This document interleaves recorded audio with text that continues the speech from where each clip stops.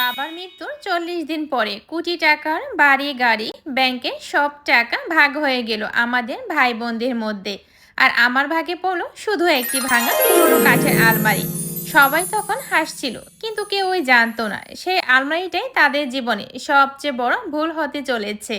বাবাকে দাফন করার ঠিক 40 দিন পরে আমাদের আত্মীয় স্বজন সবাই ঢাকায় মিরপুরে পৈতৃক বাড়িতে জড়ো হয়েছিল বাবার রেখে যাওয়া সম্পত্তি ভাগ করে নেওয়ার জন্য। ড্রয়িং রুমে বসে তারা একে একে বাবার ধানমন্ডির বাড়ি, তার টোটো আলিটান গাড়ি, ব্যাংকের জমানো টাকা আর আমার দাদির সোনার গহনা ভাগ করে দিলেন, যেন আমি সেই ঘরে বসে নেই। শেষ পর্যন্ত যখন আমার কথা মনে পড়লো, তখন বাকি ছিল শুধু একটি পুরনো লাল রঙের কাঠের আলমারি।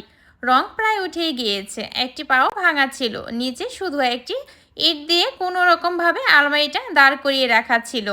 আমি শুধু হেসে বললাম, আলমারিটাই আমি নেব। বাবা মারা গিয়েছেন আজ ঠিক 40 দিন। মৃত্যুর আগে তিনি টানা 73 দিন মেডিকেল কলেজে হাসপাতালে ভর্তি ছিলেন। এই 73 দিনে আমি অসংখ্যবার ফোন করেছিলাম আমার বড় ভাই রাশেদকে। প্রতিবারই সে বলতো অফিসে অনেক চাপ, গুলশান থেকে বের হতে পারছি না। বড় বোন নীলাকে ফোন করেছিলাম, সে বলতো বাচ্চাদের রেখে হাসপাতালে যাওয়া সম্ভব হবে না। এক রাতের জন্য তারা হাসপাতালে থাকেনি বাবার কাছে। আমি ছিলাম তখন টানা 73টা রাত হাসপাতালে করিডোরেতে শক্ত প্লাস্টিকের চেয়ারে একটা চাদর ভাঁজ করে বালিশ বানিয়ে ঘুমিয়েছিলাম। প্রতিটা মুহূর্তে বাবার কেবিনের দরজার দিকে আমার তাকিয়ে থাকতাম, আমার চোখ যেন সেই দরজার দিকেই থাকতো।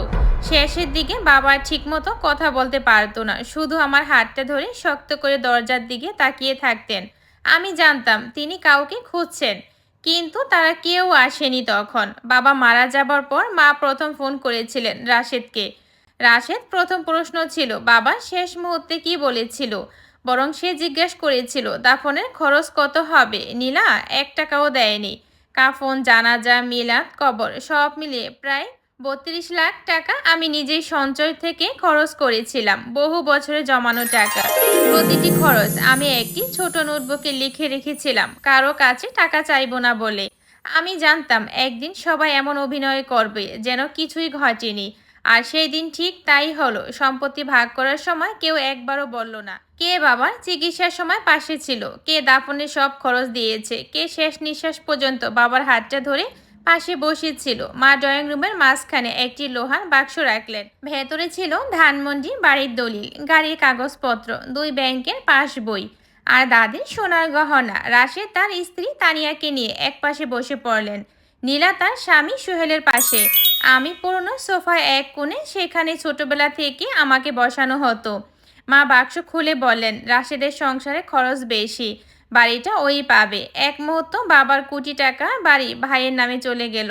রাশেদ শুধু মাথা নাড়ল, যেন সে আগে থেকেই সবকিছু জানতো। এরপর মা গাড়ির কাগজপত্র নীলার হাতে দিয়ে দিলেন।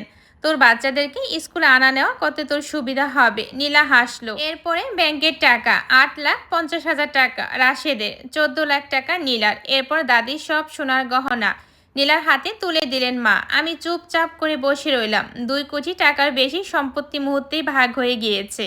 কেউ একবারও আমার নামটা উচ্চারণ করলো না।